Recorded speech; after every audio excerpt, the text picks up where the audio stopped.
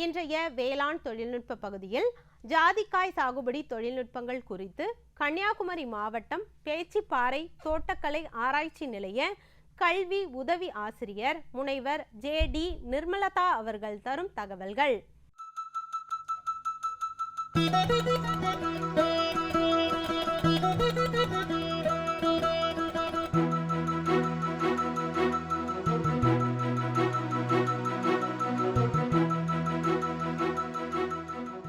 ஜாதிக்காய் சாகுபடி பற்றி பார்க்கலாம். ஜாதிக்கான்னு சொல்கிறது இங்கிலீஷில் வந்து நட்மக்னு சொல்லுவாங்க. நட்மக் கல்டிவேஷன் பற்றி பார்க்கலாம். ஸோ ஜாதிக்கான்னு சொல்கிறது அதில் டிஃப்ரெண்ட் டைப்ஸ் இருக்குது. நிறைய ரகங்களுக்கு நிறைய டைப்ஸ் இருக்குது. அதில் வந்து இந்த ஜாதிக்காய் வந்து அது வந்து இரட்டை பயிர்பாங்க. இரட்டை மீன்ஸ் ட்வின் ஸ்பைஸ். இப்போ நறுமண பயிரில் இரட்டை பயிர். ஏனென்றால் அது பார்த்திங்கன்னா அது முதிர்ச்சி அடைஞ்சதுன்னா இப்படி ஸ்ப்ளிட்டாக இருக்கும், பிரிஞ்சிருக்கும். இப்படி ஸ்ப்ளிட் ஆகிடுச்சுன்னா இதோட ஜாதிக்காய் மெச்சூர் ஆயிடுச்சு. இது க்ளோஸ் ஆயிடுச்சுன்னா இம்மெச்சூர். ஸோ இப்படி ஸ்ப்ளிட்டான ஜாதிக்காய் தான் நம்ம பறிக்கணும். ஸோ ஜாதிக்காயில் வந்து மெயினாக பார்த்திங்கன்னா இந்த வெளி உரை. எக்ஸாம்பிள் இந்த வெளியே இருக்கிற போர்ஷன் வந்து வெளியில் இருக்கிற போர்ஷனுக்கு பேர் ஆப்பிள். மீன்ஸ் ஆப்பிள் சொல்கிறது வெளி உரை. இதை வந்து என்ன பண்ணுவாங்கன்னா ஜாம், ஜெல்லி, அப்புறம் ஸ்குவாஷ், இது மாதிரி பிக்கிள், ஊறுகாயெல்லாம் பண்ணுவாங்க. உள்ளால் இருக்கிறது ஏன் ரெட்டை நறுமண பயிர்னால் இதில் வந்து இது பத்திரி, சிகப்பாக இருக்கிறது பத்திரி. அது பயங்கரமான அதிக யூஸ்ஃபுல்லான ஒரு நறுமண பயிர். இது பத்திரி. இதிலே ஒலிவரசன் இருக்கும், நறுமண எண்ணெய் இருக்கும். அப்புறம் இதுக்கு சுற்றி இருக்கிறது இந்த விதை. இந்த பத்திரி பயங்கர ரேட்டுங்க. இந்த பத்திரி தான் வந்து விவசாயிகளுக்கு சுற்றி இருக்கிறது தான் இதை விற்று. இதோட விதை ஜாதி பத்திரி, ஜாதி விதை. ஸோ நம்ம என்ன பண்ணலாம், உடனே வந்து இந்த இப்போ மீன்ஸ் ஸ்ப்ளிட்டாக இருக்கும் போதே நம்ம அறுவடை பண்ணணும். இல்லாட்டி என்னாகும், அது கீழே விழுந்து வீணாக போயிடும். ஸோ இதில் வந்து இந்த ஆப்பிள் போர்ஷன், அப்புறம் பத்திரி போர்ஷன், அப்புறம் இந்த நட்டு. இதில் என்ன ப்ராப்ளம்னா நட்மக்கில் ஆண் மரம் தனியாக, பெண் மரம் தனியாக இருக்கும். இதில் எல்லாமே பெண் மரம். காய்க்காத மரம் எல்லாம் என்னது, ஆண் மரம். ஸோ ஆண் மரமாக பெண் மரமானு சொல்கிறது நமக்கு எப்போ தெரியும்னா ஆஃப்டர் 7 years. காய் வந்ததுக்கப்புறம் தான் விதை மூலம் நம்ம போட்டோன்னா மீன்ஸ் என்ன ஆகும்னா காய்ச்சதுக்கப்புறம் தான் அது பெண் மரம் ஆண் மரம் தெரியும். ஸோ இந்த பிரச்சனையை சால்வ் பண்ணுறதுக்கு அதுக்கு நிறைய ரகங்கள் இருக்குது. இப்போ வந்து வேறு ஜாம்பிளாசம் இருக்குது. மெயினாக வந்து விஸ்வஸ்ரீ, கொங்கன் ஸ்ரீமதி, கொங்கன் சுகந்தா, அப்படி நிறைய டைப்ஸ் இருக்குங்க. இதில் வந்து விஸ்வஸ்ரீ இந்த ரகம் வந்து நல்லா மகசூல் தரும், அதிக ஈல்டு தரும், அதிக எண்ணெய் தரும், நறுமண எண்ணெயும் தரும். அதனால் இந்த விஸ்வஸ்ரீயில் என்ன பண்ணுறாங்கன்னா ஒட்டு கட்டுறாங்க. ஏன்னா இப்போது விஸ்வஸ்ரீயில் ஒட்டு கட்டினா ஒரு தாயச்செடியிலேருந்து ஒட்டு கட்டும்போது என்ன ஆகும்னா கண்டிப்பாக காய் வரும். அதுக்குதாக விஸ்வஸ்ரீயில் ஒட்டு கட்டுறாங்க. அப்போ ஒட்டு கட்டும்போது என்ன ஆகும்னா என்ன அட்வான்டேஜ்னால் அது கண்டிப்பாக காய் வரும், சீக்கிரமாகும். இப்போ ஒரு விதை போட்டு நமக்கு அதில் காய் வரணும்னா கண்டிப்பாக 8 வருஷம் ஆகும். ஆனால் ஒட்டு கட்டின செடியோ அல்லது மொட்டு கட்டின செடியோ நம்ம பண்ணோன்னா அதுலேருந்து கண்டிப்பாக உங்களுக்கு ஒரு 3 வருடத்துலேருந்து காய்கள் கிடைக்கும். என்னென்ன முறைகள் இருக்குது ஒட்டு கட்டுறதுல? மொட்டு கட்டலாம், அல்லது ஒட்டு கட்டுறதுல இளந்தளிர் ஒட்டு, அது மட்டும் இல்லாமல் பக்க ஒட்டு முறைகள். இந்த மாதிரி முறைகளில் வந்து நம்ம வந்து ஒட்டு கட்டலாம் செடியை.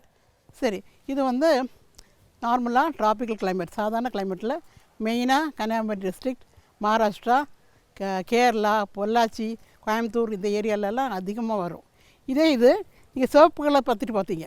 இதே மாதிரி சிவப்பு கலர் பத்திரிக்கு பதிலாக மஞ்சள் கலர் பத்திரி இருக்குது. அந்த மஞ்சள் கலர் பத்திரி வந்து மெயினாக வந்து வேர் செடியாக யூஸ் பண்ணுவாங்க. அதை வந்து ரூட் ஸ்டாக் இப்போ வேர் செடியாக யூஸ் பண்ணிக்குவாங்க பார்த்திங்கன்னா. அப்புறம் வந்து ஸ்பேஸிங், சீடு, விதை மூலம் நம்ம இனப்பெருக்கம் செய்தால் என்ன செய்யணும், அதுக்கு வந்து ஒரு ரைஸ் பெட் மேட்டுப்பாத்தி அமைத்து அதுக்கு சின்ன சின்ன வரிகள் போட்டு அதில் அந்த விதைகளை கண்டிப்பாக அந்த விதைகளை வந்து அப்படி ஒரு 2.5 சென்டிமீட்டர் ஆழத்துலேருந்து ஊனணும். ஊண்டி அதில் வந்து மல்ச் போட்டு மூடாக்கு போட்டு அதில் வந்து தண்ணி ஊற்றணும். இன்னொரு கண்டிஷன், விதை போடும்போது கண்டிப்பாக இதுக்கு வந்து அந்த ஒரு வாரத்தில் கண்டிப்பாக விதையை போட்டாகணும். அதுக்கு மேலே வந்து நீண்டுச்சுன்னா என்னாகும், விதைகள் முளைக்காது. ஸோ இந்த விதை இப்போ பரிசையில் இப்போவே நீங்கள் இந்த விதைகளை எடுத்து போட்டாகணும். அதுக்கு மேலே அது நீண்டு போச்சுன்னா லெந்தன் ஆயிடுச்சுன்னா அந்த விதைகள் வந்து முளைக்காது. அது இஸ் ஒன்லி யூஸ் ஃபார்லி மெடிசன். இங்கே மீன்ஸ் என்ன முகப்போர் பிம்பிள்ஸ் வராமல் இருக்குது அல்லாமல் வேறு ஏதாவது நம்ம வந்து ஸ்பைஸ் பண்ணிக்கலாம். அது மாதிரி யூஸ் ஆகும். நமக்கு வந்து ஏன் தேவைன்னா, நமக்கு வேர் செடி தேவை கண்டிப்பாக. எதுக்கு? ஒட்டு கட்டுறதுக்கு, மொட்டு கட்டுறதுக்கு வேர் செடி கண்டிப்பாக தேவை. ஸோ அதனால் விதைகளை வேஸ்ட் பண்ண முடியாது. கண்டிப்பாக கீழே எப்படி போகிறது, இப்போ இது 2 செடிங்க நாளைக்கு கொண்டு போய் பெட்டில் கொண்டு போய் பிளான்டிங் பண்ணி அது கொஞ்சம் வளர்ந்தோடனே பாலி பேக்கில் மாற்றிடுவோம். பாலி பேக்கில் வந்து 1 வருஷம் ஆனோடனே அதை என்ன பண்ணலாம், ஒட்டுக்கட்டை யூஸ் பண்ணலாம். அதான் முக்கியம். ஒரு ஒட்டு செடி 30 ரூபா 40 ரூபா மேலே கேட்குறாங்க. நாங்கள் 20 ருபீஸ் கொடுத்தா கூட வெளியே போய் வாங்கினா 40-50 ரூபா 30 ருபீஸ் மேலே கேட்குறாங்க. இதான் வந்து இந்த ஜாதிக்காய் செடி. இது சில ஜாதி செடி பார்த்திங்கன்னா இதில் வந்து ஒரு விதை தான் இருக்கும். சில செடியில் 2 விதை இருக்கும். 2 விதை 2 பத்திரி. சிலதில் 4 பிரிஞ்சிருக்கும். அப்படி வித்தியாசங்கள் மாற்றங்கள் நிறைய இந்த ஜாதி பத்திரியில் இருக்கும். ஸோ அப்போ இதில் பார்த்திங்கன்னா பத்திரியில் எண்ணெய், பத்திரியோட எண்ணெய் அதிகமாக இருக்கும், எஸ்டர் ஆயில். அப்புறம் இதில் வந்து மெரிஸ்டிசன் அதிகமாக இருக்கும். மெரிஸ்டிசன் அதிகமாக இருக்கும். இதில் அப்புறம் cover crop means cropping system பார்க்கும்போது ஃபர்ஸ்ட் ஆஃப் ஆல் என்னென்னா, இது வந்து அதாவது பல அடுக்கு பயிர் முறையில் இதை பயிர் செய்யலாம். ஃபஸ்ட்டு பல அடுக்கு முறைனா தென்னை அல்லது பாக்கு ஒரு அடுக்கு, 2வது அடுக்கு 2 அடுக்கு ஜாதி, அடுத்த அடுக்கு இப்படி அந்த பைனாப்பிள் இப்படி பிளானிங் பண்ணி அதிக லாபம் பெறலாம். மேக்ஸிமம் என்ன நம்ம கன்னியாகுமரியில் எப்படி பண்ணுறாங்கன்னா, பாக்கு மரத்துக்கு கிடையாது. பாக்கு மரத்துக்கு ஸ்பேஸிங் பண்ணுது 2.7 மீட்டர்னது 2.7 மீட்டர். இதுதான் ஸ்பேஸிங்காக வச்சுருக்கோம். ஸோ 3 ரோ பாக்கு, அடுத்த லைன் வந்து ஜாதி. அந்த பாக்குலேருந்து லாபம் கிடைக்கும், ஜாதியிலேருந்தும் லாபம் கிடைக்கிது. 7 வருஷம் ஆன ஒரு தென்னை மரம் இருக்கணும். அது வந்து நீண்டு போயிருக்கணும். ஸோ அதில் வந்து சென்டரில் 4 தென்னைக்கு சென்டரில் ஒரு ஜாதி, 4 சென்டரில் ஒரு ஜாதி. ஸோ இப்படி ஊடு பயிராக பண்ணும்போது தென்னைக்கு இடையில் அது பிளானிங் பண்ணும்போது உங்களுக்கு அதிக லாபம் கிடைக்கும். ஸோ அது மாதிரி பண்ணிக்கலாம். மற்றபடி பூச்சி நோயின்னு சொல்லும்போது அதிகமாக இதில் இருக்காது. மெயினாக நிறைய வேரியேஷன்ஸ் இருக்கும். நிறைய டிஃப்ரெண்ட் டைப்ஸ் இருக்குது. அதாவது சிலதில் நிறைய காய் வரும், சிலதில் கம்மியாக வரும். அவ்வளோதான். அறுவடை பண்ணுறது கொஞ்சம் கஷ்டம். சீக்கிரமாக கீழே விழுறதுக்கு முன்னாடி நம்ம போய் அதை அறுவடை பண்ணணும்.